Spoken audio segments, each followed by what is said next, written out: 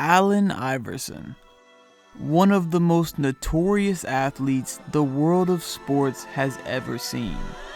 A just 6-foot guard from Hampton, Virginia, AI had taken decades worth of tradition in professional sports and turned it on its head, stamping his mark on sports culture with a style from the streets that hadn't yet been embraced by mainstream media. The NBA had worked hard to keep the flair of street ball out of its game, but a movement led by Iverson would soon make it impossible for the league to deny its counterpart on the blacktop. Iverson has Jordan. The crowd is into it. Allen shakes free. Gets two! You can see that crossover dribble absolutely blistering.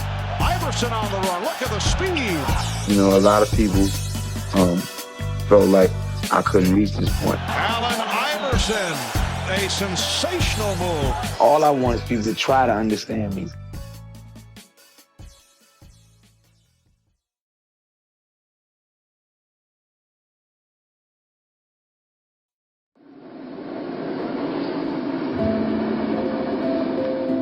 Our story picks up in the summer of 2000, where the already controversial Allen Iverson is under a microscope in Philadelphia, as team management and coach Larry Brown wonder if AI's outlandish lifestyle is enough to build the franchise's NBA title hopes around. Brown and Iverson had had some well-documented beef throughout their past 2 seasons together, and after months of speculation, it seemed like the 76ers may have had enough. Well, every day I was probably ready to trade him. You know, if it was one isolated instant, I got no problem. You know, I got a big problem with this one. Hey, I'm the coach, all right? I have the right to play a guy or not play a guy. If you throw Allen Iverson in the mix, that's big news. Larry Brown and Billy King called me. I was down the shore in Ocean City when they called and said they were going to have a trade and they were going to trade Allen Iverson. Then I had trades with the Clippers, and I'm thinking to myself, no way they would send me to the Clippers. There was a deal on the table that would have sent Iverson to Detroit along with Matt Geiger, but Matt Geiger would have to waive his trade exception in order to make sure that happens, and he refused to do so. After realizing how close he almost came to being traded, Iverson knew that he had to make a change heading into the 2001 season, a commitment that he promised to the franchise. His pride was hurt. He was a little scared for the first time in Philadelphia because I think he realized that, wow, they actually might trade me. I'm just going to do something that I haven't done. Which is what?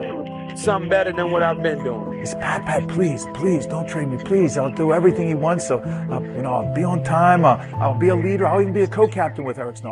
Please tell him. And I called Larry Brack. I said, if half of what he says is true, we got a stone cold winner. As the tensions of the offseason faded away, AI's new approach to the game led to a new sense of direction for the 76ers. And as the 2001 season got underway, it was clear that Iverson was on a mission. Iverson giving up more than half a foot to Russell. Now he's got Stockton, he breaks his ankles, and he got it! Iverson on a good slashing move. I just owe it to myself. I think, this year will be definitely the best season I've had since I've been in the NBA. He entered the 2001 season on a total mission. His mission was to shut up everybody, all the naysayers, and to be quite honest with you, to embarrass Larry Brown for even thinking about trading him. Deep, following 8-footer, good! What a show! Backdoor pass, Iverson, twisting shot, and it counts. Well, as I say, Iverson's going to make a big shot. That is the signature move. Iverson going for 50, he got it! I'd rather, have more heart than physical ability or talent, because I think heart gets you a long way. A lot of times people don't think they can go the extra mile because they fatigued, mentally drained, or physically drained. And I'm always thinking I can go the extra mile. You can have all the talent in the world, but if you don't have no heart to back that talent up, somewhere down the line you're going to be lost. You need that. Yeah, I've never seen a guy that at his size that can just take over a game. and he would take so many hits. And just, I think if any athlete really epitomized Philadelphia, probably in my lifetime, I would say it's Allen. After a 10-0 start to begin the season, Iverson had stepped up to lead Philly in a way that only he could, dazzling crowds and making himself a staple on nightly highlight reels as he cemented himself as one of the biggest names in the sport. To nobody's surprise, AI would be named a starter in the 2001 NBA All-Star Game. And just as he had done his whole career, the answer would put on a show in the nation's capital. 3-on-2, Iverson to the reverse. Little pass to himself in the air, Allen Iverson. Beginning to heat up. The shot, actually his body is behind the backboard. He takes it over to his right hand, all in one motion. You know what? I had a bet with my cousin how many times you gonna hit the floor today. That was only one. That's the first time. That's it. I got three. I got three. Help me win the bet. Fourth quarter is underway, and the West up by 19 points. I went to the sideline and told the guys that were coming in the game with me, I said, why not us? It's only a 7-point game with 4.5 to go. Iverson, does he get the continuation? Yes, he does. It counts, and the foul. Iverson for three. It's over. The East comes from 21 down to defeat the West. They outscore the West 41-21 in the fourth quarter. Congratulations, the MVP of the 2001 All-Star Game.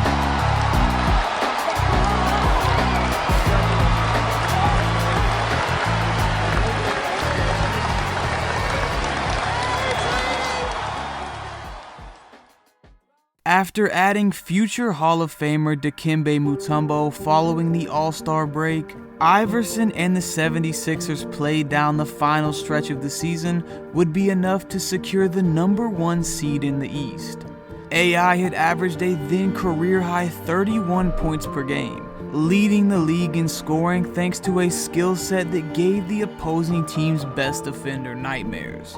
This, along with an NBA best 2.5 steals per game, had officially set Iverson apart as a bona fide superstar on the game's biggest stage. After an offseason that had been filled with questions about if he could be the guy to lead the Sixers, Iverson had put together one of the most dominant seasons the NBA had ever seen. Something that would result in him becoming the shortest player to ever win one of the game's most prestigious honors. 2001 NBA MVP, Allen Iverson. My initial reaction was, honestly, you voted the best basketball player in the world. I sat around for a minute. I had to have some time by myself and reflect on everything and think about my life and what I've been through to be able to accomplish something like that. I got real emotional. It was a great feeling. It was like a tribute to all of the people that helped me get to that point. My family and my friends and all the teammates that I played with, all the coaches that I've ever had, my fans. I just, in my mind, just, thank them and realize that I couldn't accomplish something like that without the people that genuinely love me. Every time I come in this gym, in this arena, I hear my favorite song. Y'all voices. So it's time for y'all to play that song. Let's make this noise and get this party jumping.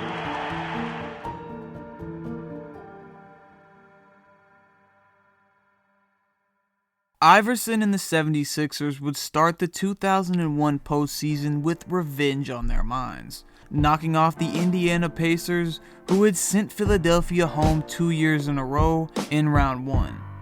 AI had torched the defending Eastern Conference champs for 45 points in Game 2 of the series, a performance that would be just a glimpse at what was to come. Round 2 of the 2001 playoffs would be one of the most intense playoff battles in league history.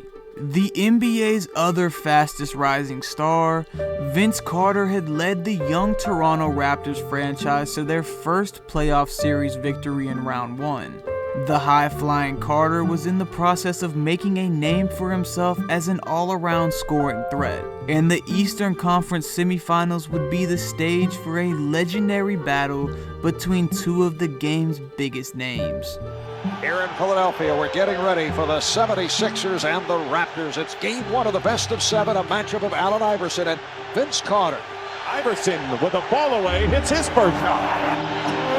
Iverson has come out firing. Carter set out high on the left side, trying to beat McKee on the dribble. He doubles, steps back away from the pressure. Another sensational move by Vince Carter. It was awe-inspiring. It really, really was, to just sit back and to watch Vince Carter do his thing one game, and then for Allen Iverson to come right back and answer. Then for Vince Carter to come right back and answer. And it was just tit for tat, back and forth. You can't stop guys like him or Allen when they get it going. Sometimes you sit back coaching a game, you become a fan. Toronto fans probably think Allen Iverson should be ruled illegal. He's got 42 of the Sixers' 79. And here it's going to be Carter. 50. Iverson stole the show Wednesday. Tonight, Vince Carter's night. Those two players were at the peaks of their games, and this building was absolutely rocking, and Iverson had the place in the palm of his hand. Allen Iverson wants to win so badly. Oh, pretty shot from Allen Iverson. Curry has it. Carter trying to get free. Carter at the buzzer. No good. And the Sixers hold on and advance to the conference finals. In a back-and-forth 7-game series, Allen Iverson had once again risen to the occasion, averaging 33.7 points and 6.9 assists in an all-time great performance. In games 2 and 4, he had put up 52 and 54 points, joining Michael Jordan as the only players in NBA history at the time to score over 50 points multiple times in the same playoff series. Is this the best moment of your career? The best moment of my career is just getting drafted and just being put in a predicament to do these things. And I thank God for it. Okay, we had Aaron. Riding the momentum of their win over Toronto, the 76ers would then be matched up with the talented Milwaukee Bucks in the Eastern Conference Finals. As he had done all season long, AI would once again average over 30 points and nearly 7 assists, combining with the team's intense defense to help Philadelphia reach their first NBA Finals since 1983. The 76ers are the Eastern Conference champions, and they're going to Tinseltown. For that moment, it sent the Sixers to the pinnacle of professional basketball, to play in the NBA Finals. It was wonderful, because then we could rush the court. We got to hold some bling up, got to hold a trophy. Eastern Conference Championship trophy was fabulous. Now, I know a lot of y'all don't know this about me, but as much as I love making basketball content for you to enjoy, I'm actually a hooper at heart. Playing ball at the college and pro level, staying in good shape, and giving your body what it needs was always part of the lifestyle, and it still is. That's why I teamed up with Transparent Labs. Their grass-fed whey protein isolate gives you 28 grams of clean protein. No additives, no artificial sweeteners, just good ingredients that you can trust to put in your body to get the results you need. This is the part that I didn't expect. Transparent Labs protein isolate mixes perfectly with water. You know, a lot of times when you have a protein powder, you mix it with water. Sometimes it's chalky, it's chunky, it's got that powdery texture. Not this. To my pleasant surprise, as I mixed it up, I've been rocking with the vanilla peanut butter flavor, mixed it in with the shaker cup, and I'm telling you right now, it's extremely smooth and very enjoyable, something I can't say about all protein powders. If you're looking to take your supplement game, your workout game, your gains game to the next level, then I highly recommend you scan the QR code or click the link in the description. What you'll get is 10% off your order, and you'll get a protein starter kit courtesy of Transparent Labs. That comes with a sampler pack of 5 different flavors of their whey protein isolate for you to try, and this dope shaker cup that I'm gonna use all the time. So again, I want to give a special thanks to Transparent Labs for supporting the channel, for making high quality products that are good for athletes who are trying to get the results they need. So again, highly recommend y'all check them out, and thank them again for supporting the channel. Coming off winning the 2000 NBA championship, the Los Angeles Lakers had once again proven to be the league's most dominant team. Entering the 2001 finals, Shaq and Kobe had led the Lake Show to 20 straight wins, including a perfect 11-0 run throughout the playoffs. Undersized and seemingly outmanned, few people outside of the city of Philly gave the Sixers any hope of winning a single game in the series, let alone the whole thing. A narrative that clearly bothered the league's MVP. All the people that said we couldn't do it, we couldn't make it to the finals, and now that we're here, we're gonna get swept. And all this, it just, makes the story that much better at the end. We supposed to just come to this series, get swept, and go home for the summer, I guess. We didn't make this long trip just to come down here, roll over and die. As Game 1 tipped off, millions watching around the world could see something different in Iverson's eyes. What would follow would be the defining moment of his career. Iverson, yes, how good was that? I mean, Kobe Bryant right on it. Shot clock down to 2. Iverson, oh, what a spectacular finish. 2-1, Iverson behind the back, stunner, the finish. That's all part of who Allen is, or who Allen was. He had a special kind of confidence that only the great ones have. And he carried it to me in a very charming, charismatic way. Allen Iverson tearing the Lakers apart. This young guy is amazing. Iverson, yes. He's just fearless. That's what I respect most about him. He brought it night in and night out. You talk about guys that had an attack mode like Jordan and Kobe, that they're always compared. He's on par with them in terms of his aggressive attack to the game. Iverson, bothered by Lou. Iverson, yes. How about that? And steps over to Rob Lou. They have the audacity just to step over a guy and make a jumper in front of their bench with them yelling at him. Really showed, the type of guy he was in the, where he could do things in a magical moment. I don't know how it happened. Like the moment and just the feeling, like when I stepped over him, it was like, I ain't know I did it. I think stepping over him, the whole thing was just an adrenaline rush and just being into the game. And, me and him did a lot of trash talking to each other during that series. It was just a great memory, something that, my son always enjoyed when he said.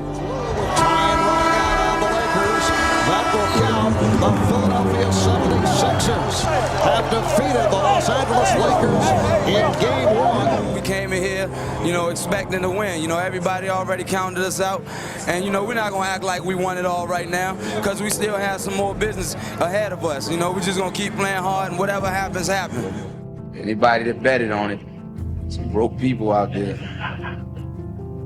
In a sold-out Staples Center, AI had stunned the Lakers, dropping the 6th most points to ever be scored in an NBA Finals game at the time. Iverson's 48 points not only led the 76ers to one of the biggest upsets in Finals history, but it also earned him the respect of fans and players across the world, including someone who had had a front row seat to Game 1. He drove me to be as more obsessive about the game because I had to figure out how to solve that problem, And I told him when I saw him here this weekend, I said, man, you don't realize how much you push me. And I don't think people nowadays realize how great you were as a player and how big of a problem you were for defenses. I didn't have a personal relationship with him, but you know how killers respect killers. You know what I mean? And that's what it was. He knew who I was, I know who he is. He gave me that push, I gave it to him. I love the stories that people give me that were teammates, that were friends. I love the stories. I wouldn't say it bothered me, but I wish I could have had a better relationship with him as far as how great other people said he was. I want that energy around me. And, you know, just for people to put me in the same sentence with Kobe, just like, that's so dope to me. Despite the 76ers' big upset in Game 1, the firepower of the Lakers would prove to be too much for Philadelphia throughout the series. Shaquille O'Neal would once again show why he was the league's most dominant force, averaging 33 points, 15.8 rebounds, and 3.4 blocks in a performance that single-handedly changed the course of the series. LA would win the next 4 games, securing their second straight title on their way to a coveted three-peat the following year. But not lost in the confetti was the effort that Iverson had put on display underneath the NBA's brightest lights. Averaging over 35 points per game, the 6th highest in finals history, AI hadn't shied away from the moment. In the face of unprecedented doubt against a seemingly unstoppable opponent, Iverson had not only lived up to the hype from the regular season, but had elevated his game to a new level, something that would define his legacy forever. You know, a lot of people might have been down on Allen throughout his career for some of the things he did, but at the end of the day, he competed every night, tried to win every game, played hurt, did everything he can to make Philly proud. And the things that he stands for, the values, and the values of the rest of the guys, pretty compelling. If you look at him and what he did, man, you name me another guy with the heart he had every night. He used to wear hockey pads. You know the pads that go, you guys probably wore them too, the pads that go all the way around you. I used to see him after games, bruised, banged up, and his only thing was, yo, Wab, I gotta go hard. You know, if they watch me, this is the first night, this might be the first time anybody's ever come see me play. Somebody that, you know, gave the fans what they wanted, somebody that just played the game like it was his last, and, you know, played hard every night and just tried to get them their money's worth.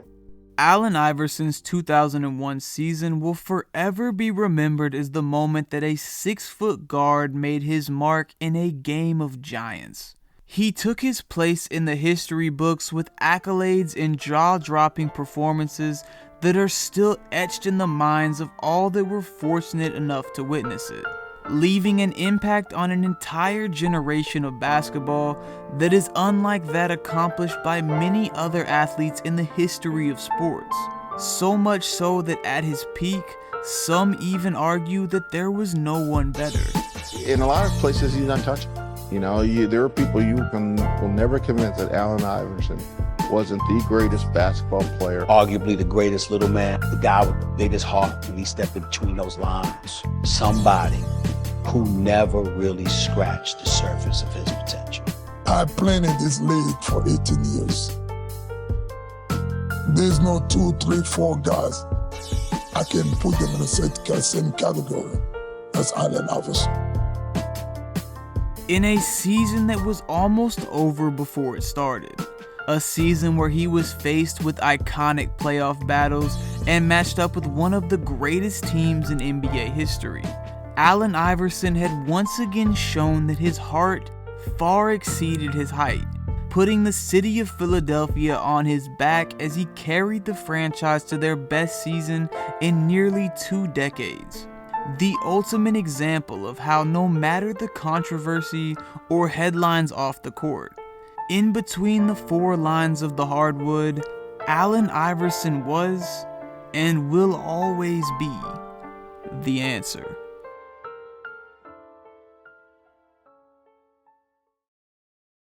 The year following Philly's historic postseason run would see Iverson continue his reign as one of the league's top players. Shouldering the weight of high expectations, AI would achieve his second straight NBA scoring title, averaging 31.7 points per game despite battling injuries throughout the season. The 76ers would limp into the playoffs, but would be bounced in the first round of the 2002 postseason by Paul Pierce and the Celtics. Following the disappointing exit, Coach Larry Brown would make a comment about Iverson missing team practices. You know, your key player got to be there. He's got to be practicing. He's got to set the example, and he knows that. A moment which created one of the most infamous rants in the history of sports. We sitting here, I'm supposed to be the franchise player, and we're in here talking about practice. I mean, listen, we talking about practice. Not a game. We talking about practice. After yet another early postseason exit in 2003, Philadelphia would elect to move on from Larry Brown as head coach of the franchise. But this wouldn't end the rift between Iverson and the Sixers. AI would once again miss over 30 games in 2004 and had multiple concerning incidents with management, both of which would result in the Sixers missing the postseason for the first time since 1998. Once again, concerns about Iverson as a franchise centerpiece would begin to rise entering 2005. But with a revitalized roster that included future Hall of Famer Chris Webber and first-round pick Andre Iguodala, AI was out to prove that he was still one of the league's best. Iverson stole the ball! Iverson stole the ball! And he scores! And how do you like that? Iverson spending a lot of time in the paint, and a foul. Very accurate with the jump from Iverson. Oh, what a beautiful move. Split two defenders. There it is, 60 points for Allen Iverson. Iverson working against Austin with a pull-up. Oh, no! We are seeing something special tonight from Allen Iverson, 54 points in the game. Iverson would win his fourth scoring title at the age of 30, leading Philly back to the postseason, and in 2006 would take yet another leap, dropping a career-high 33 points a night. Despite this, the 76ers would still see dysfunction plague the franchise, and would find themselves missing the playoffs for the second time in 3 years. While it seemed like Iverson was doing all he could to carry the team with his scoring, it was obvious the relationship was beginning to wear thin. After years of speculation, AI's time in the city of brotherly love no longer felt so certain.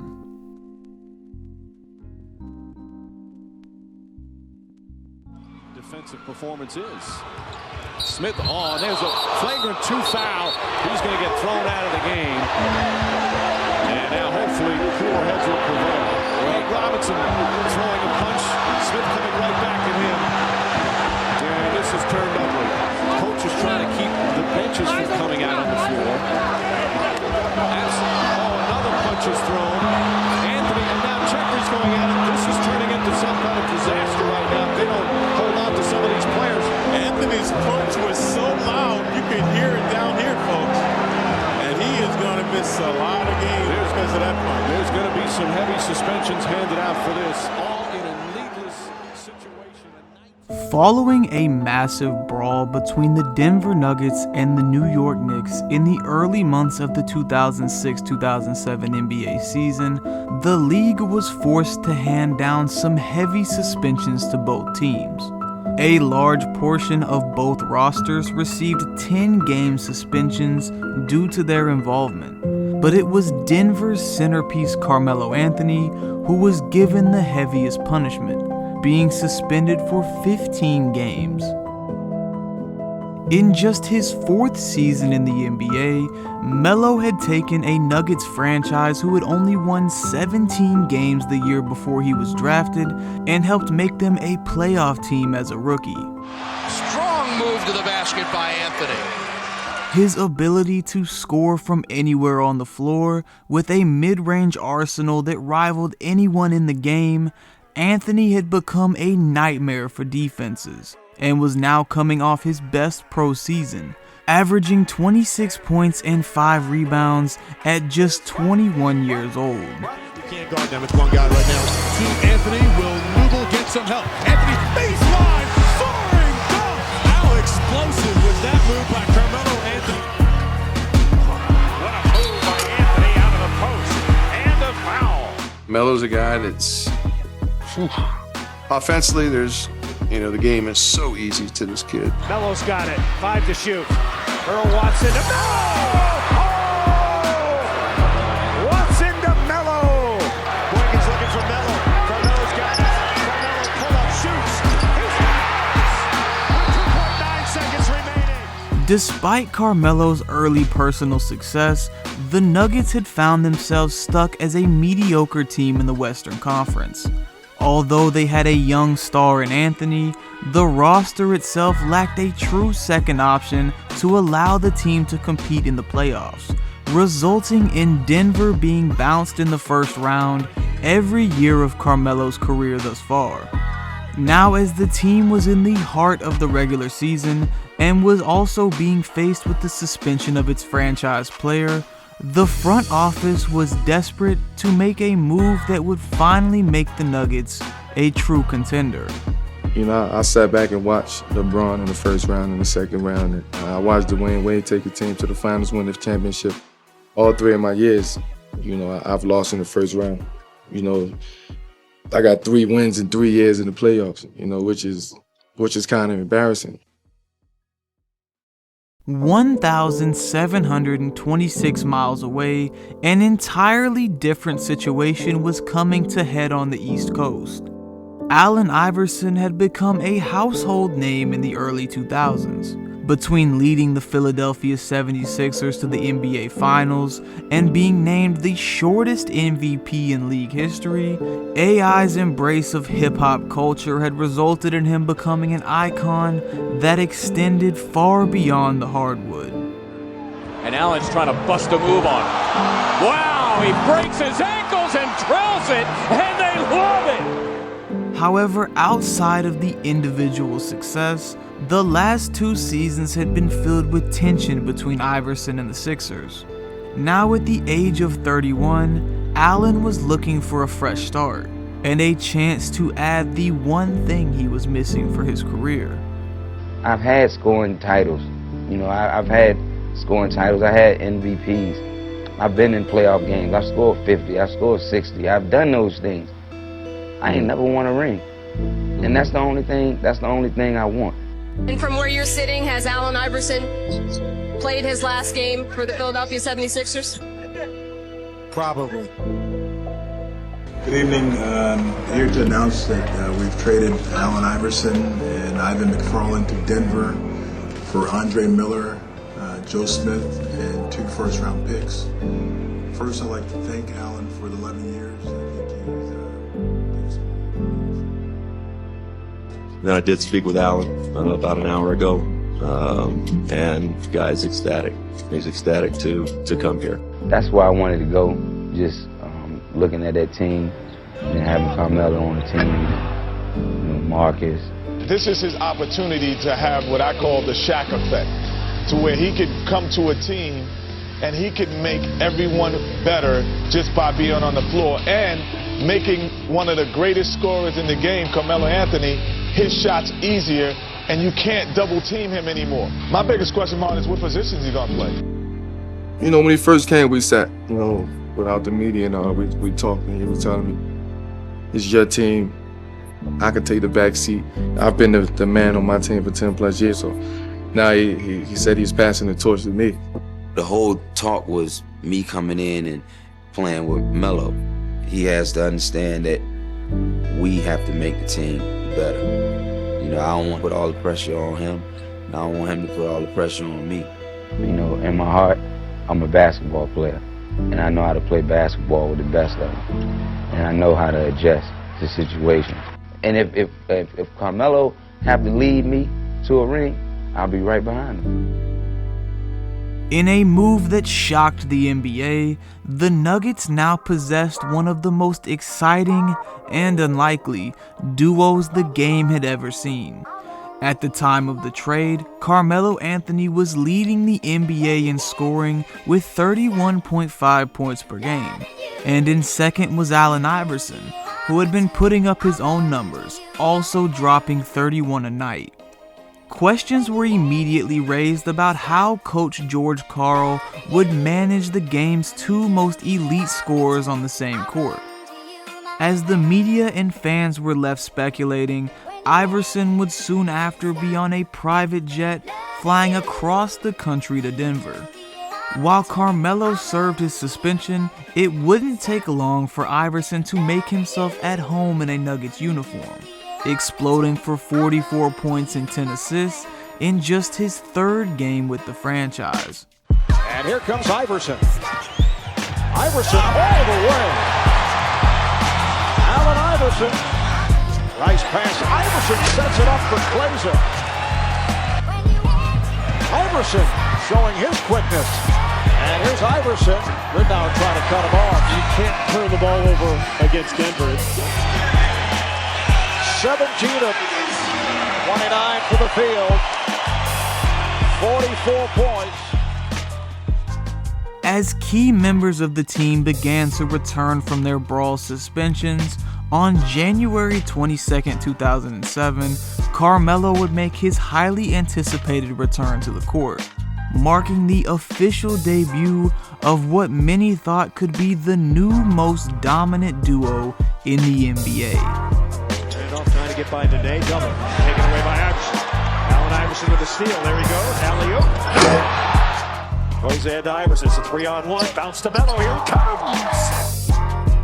Nice backdoor, Iverson up and under. Oh, what a beautiful move from Iverson. Ahead to Carmelo, slam dunk! I think my favorite moment with AI was like, he came into the locker room and pretty much let everybody know, like, if it's not me, and if it ain't him, I'm talking about Melo, then like literally give the ball up. You heard what he said? Give him the ball. Clear out. Iverson into the lane. Carmelo Anthony. The Wolves 20 points off the bench tonight have come from the hands of Antoine Walker. A three is good. Iverson to Anthony. There's a steal out front. Anthony gets it to Iverson. A chance to take the lead. They got it. Iverson. Pass. Oh, highlight reel stuff. Iverson to Melo. While the team had lived up to the exciting expectations, finally catching a rhythm late in the season on their way to winning 10 of the last 11 games, it was clear that Carmelo and Iverson were still learning what it took to play with another elite scorer for the first time in their careers. These growing pains had been evident throughout the season, and the Nuggets would manage to finish at a mediocre 6th seed in the West. However, despite this inconsistency, there would be some hope in Game 1 of the first round, as the talented San Antonio Spurs would learn firsthand just how dangerous the duo in Denver could be. Anthony, shot clock at 9, goes right by him goes Carmelo Anthony. Allen Iverson's hit 4 consecutive shots. Look at the slashing move by Iverson inside for 2. He's fearless. Anthony for 3, Bowen late with the defense. Combining for 61 points, the Nuggets All-Star teammates would become the first pair in NBA history to score at least 30 points each in their playoff debut together. The performance would result in Denver stealing Game 1 on the road, but the playoff experience of the already established Spurs resulted in San Antonio winning 4 straight games to close out the series, sparking their eventual run to a 3rd NBA championship in 5 years. Now with a better idea of what to expect on the floor, and having built up some chemistry from the year prior, the 2008 season was promising in Denver. The team would get off to a hot start, winning 7 of their first 10 games, but there was a noticeable shift in balance of power on the court. Despite Iverson making it clear that the Nuggets were Carmelo Anthony's team, AI would take on a much larger role in the offense, leading the team in scoring with 26 points per game. Now with it for Denver. Got fouled and one. He realizes, okay, I got a guy wide open. He's looking at Anthony Cobb, but then he hears the whistle and gets the ball up. And here comes Denver. And there it is. 20,000 points in the career of Allen Iverson. Iverson reaches in, taps it away. There he goes. Listen, and people don't understand. People don't realize that when we played together in Denver, he was averaging 26, and he was averaging 26 that year. This is what he was doing. Iverson, count it, and a foul. Always going left. He's so dangerous. Gets the contact, jump stop, elevate, and finish. Iverson, one-on-one with Jack, 5 seconds. Iverson step back, foul line, got it. With 1 second left, 0.9. Although there had been questions surrounding how Iverson had affected Carmelo's development, there seemed to be no signs of Anthony slowing down, as he would continue his own growth despite having taken fewer shots per game. In fact, after averaging 25 points on 49% shooting, Anthony was actually named as an all-star starter for the first time in his career, grabbing the second most votes in the West, trailing only Kobe Bryant. This reflected not only on Melo's continued rise in popularity, but also showcased his continued rise into one of the game's top players. Carmelo, oh, that's pretty. Take that! There goes Melo. Who's going to stop him? Side. Missed it, goes and gets it. Come underneath. Oh, don't let him have it. Anthony's got it, and that is a three that is away and good at the buzzer. Good for these fans. They want Anthony to get the career high. And he is with a three. 47 points. The best night in the terrific 5-year NBA career of Carmelo Anthony. Together, Anthony and Iverson would both finish in the top 5 of scoring for the 2008 NBA season, leading Denver to 50 wins for the first time in 20 years. However, despite the high number of wins, the Nuggets would fall victim to perhaps the most competitive Western Conference playoff race of all time. For the first time in NBA history, all 8 of the playoff-eligible teams would finish with above 50 wins, making Denver the highest winning 8th seed ever. This meant that Melo and AI were destined for a matchup with Kobe Bryant and the reloaded Lakers, a team who was hungry for a return to the top of the NBA.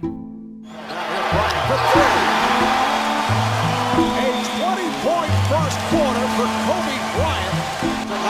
Got the step, yes, and Kobe got it away from Camby. Kobe on the run, and Camby trying to get him. He'll reverse it home with a slam. Los Angeles would put together a 4-game sweep of the Nuggets, winning by an average of double digits each game. For the second straight season, Denver would find themselves losing in the first round to the eventual Western Conference champs.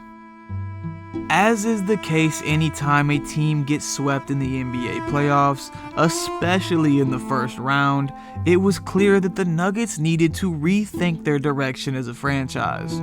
While Iverson had led the team in scoring, he was now about to turn 33 years old, and it became evident that the younger Carmelo needed a true second option if the team wished to reach true contention. First, we're going to get to the big trade that transpired this afternoon. Just huge going on, folks, between the Denver Nuggets and the Detroit Pistons. Allen Iverson, one of the game's best scorers in history, is headed to Detroit. It happens like a snap of a finger. He gets traded to Detroit for Chauncey. Right, so it's like I'm on the fence now. I'm like emotionally, I'm like, damn, hey, this is my brother. Like, this is my guy. Yeah, y'all just trade him off like that. Who are we getting? First of all, we better be getting some pieces. And they just like, oh, we Chauncey. And I was like, oh, okay. Now I see it, but nah, y'all can't do AI like that. In return, Detroit sent the Nuggets' former NBA champion Chauncey Billups, a player who would fill the true point guard role needed for Denver to make it out of the first round. The Carmelo Anthony and Allen Iverson experiment in Denver didn't last long. It was a desperate attempt from a franchise to create an elite duo from 2 of the greatest scorers the game had ever seen. A formula that may have looked good on paper, but just never fully developed on the court. It's funny because I feel like we had Like, that was probably the core of like just a bunch of great dudes. We had that. It's just that we didn't have we had zero guidance. Like we were literally like misfits out there. Like we had all the talent. We had, scoring, defense, athleticism, speed. We had it all. It's just zero guidance for us. In the end, it was obvious that Denver had the pieces needed for a contender. In fact, with Chauncey Billups running the point and Carmelo returning to his role as a primary scorer, the Nuggets would even reach the Western Conference Finals the following season, something they had never done in franchise history. Sometimes that run in itself completely overshadows the 2 years that Iverson wore sky blue and yellow. But to forget this small 2-year window of time, a time where a prime Allen Iverson shared the floor with a young Carmelo Anthony, means to forget a unique period of time where the beginning and end of 2 Hall of Fame careers intersected. 2008 would be the last time Allen Iverson would ever average more than 20 points in an NBA season.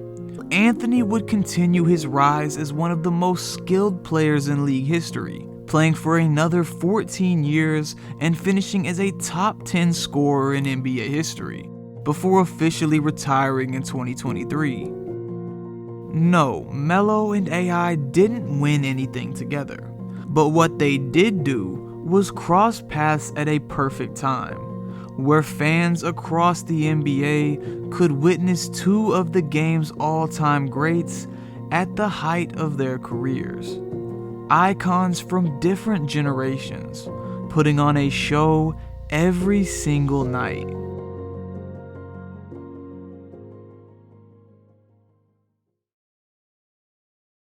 I gotta look in the mirror at myself and think of, things that I can do to help us win a championship. Maybe it's some things that I'll have to change, but one thing's for sure, 2 things for certain.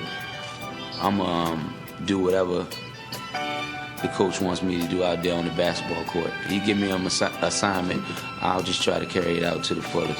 Even practice? Practice? We talking about practice?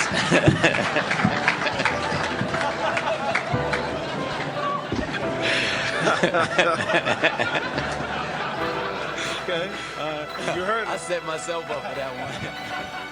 While Iverson's trade to Detroit would mark the beginning of the end for his NBA career, it didn't stop Allen from continuing to put up numbers. AI would score at least 24 points in 4 of his first 5 games with the Pistons, even becoming the team's leading scorer during the 2009 season. Kobe turns it over to Iverson. He's got time. Yes! Against the rookie, Russell Westbrook. Drives it, flips it up. With .2 showing on the clock. AI down the lane, behind the back to Dice. Laid it in. He faked the wraparound. Iverson for the crossover. What a move by Allen Iverson. As the year progressed, it became clear that former Pistons great and then president of basketball operations Joe Dumars didn't see a future for Iverson with the franchise, and by the season's end, the former MVP would find himself losing time to up-and-comer Rodney Stuckey. Eventually, Iverson had publicly come out claiming that he would rather retire than come off the bench, a statement that resulted in him leaving the team indefinitely to end the season. More of the same would follow the next year, as AI would sign a contract with the Memphis Grizzlies that summer, but after just 3 games, would elect to leave the franchise to avoid coming off the bench. All of this would result in a fitting end to Iverson's NBA career, as he made a return to the city that raised him in 2009. Back with the Sixers, Allen would once again take his place as the team's starting guard, replacing an injured Lou Williams on the roster. Iverson would make his official return to Philly on December 7th, 2009, receiving a standing ovation from a sold-out crowd. Foot guard from Georgetown, number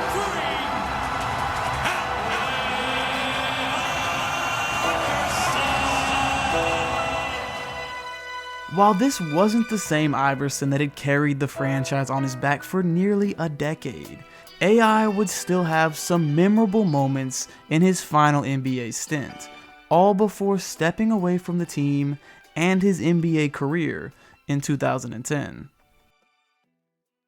Looking back at the career of Allen Iverson, there's no doubt that few in the history of sports have ever been as influential. Whether it be his legendary on-court performances or notorious individuality that set him apart from the norm, the answer was always seen as an anomaly. A small guard who took on giants and etched his name in the game's history books, despite facing some of the toughest competition the league had ever seen. While he was often misunderstood, there's no confusing what Iverson meant to not only the game, but to an entire generation of hoopers who grew up idolizing him.